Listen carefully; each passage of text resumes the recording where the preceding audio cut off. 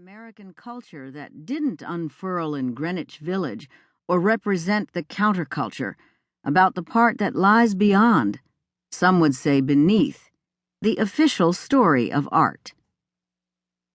To be sure, the basic outlines of his life have been visible at least since 1960, when, with the help of his writer son Thomas Rockwell, he published his autobiography, My Adventures as an Illustrator.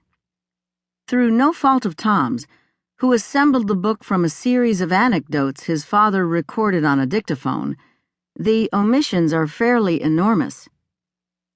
Although Rockwell offers lengthy descriptions of his Navy buddies and his acquaintances at a New York boarding house, such as the pseudonymous middle-aged women who came to meals in their bathrobes and hairnets and never failed to raise hell about specks of dirt on the silverware, he barely mentions his marriages, his politics, his psychiatrists, or his constant treks to Southern California.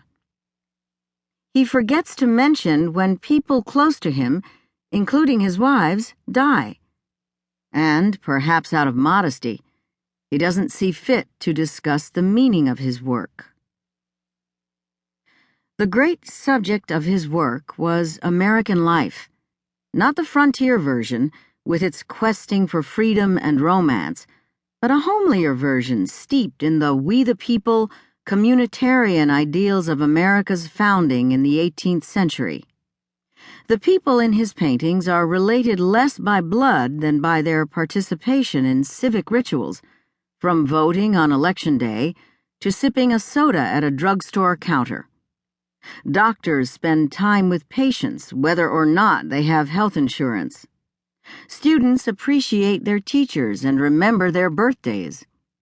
Citizens at town hall meetings stand up and speak their mind without getting booed or shouted down by gun-toting rageaholics. This is America before the fall, or at least before searing divisions in our government and general population shattered any semblance of national solidarity. Which isn't to suggest that Rockwell was a man with an overtly political agenda, a Thomas Jefferson with a paintbrush, contriving to improve the character of our national life.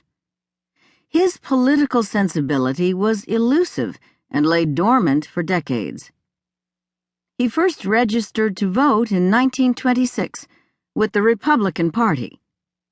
It was the era of Calvin Coolidge, who is linked to only one famous comment: "The business of America is business." In those days, the Republican Party stood for moderation. This heightens the poignancy of Rockwell's transformation, decades later, into a man who championed nuclear disarmament, voted for Lyndon Johnson for president, and produced the single most memorable painting to emerge from the civil rights movement. Who was Norman Rockwell? A lean, bluish man with a Dunhill pipe, his features arranged into a gentle mask of neighborliness. He went on television talk shows and came across as sane and personable, a cracker-barrel philosopher in a tweedy jacket and bow tie, chuckling heartily, the famous pipe jutting. But behind the mask lay anxiety and fear of his anxiety. On most days, he felt lonesome and loveless. His relationships with his parents, wives, and 3 sons were uneasy, sometimes to the point of estrangement. He eschewed organized activity. He declined to go to church. For decades, he had a lucrative gig providing an annual painting for the Boy Scouts calendar, but he didn't serve as a troop leader or have his own children join the Scouts. He was more than a bit obsessive.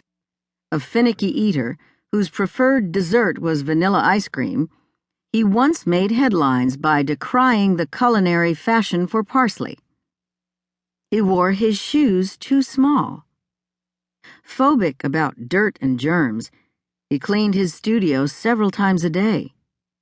He washed his brushes and even the surfaces of his paintings with ivory soap.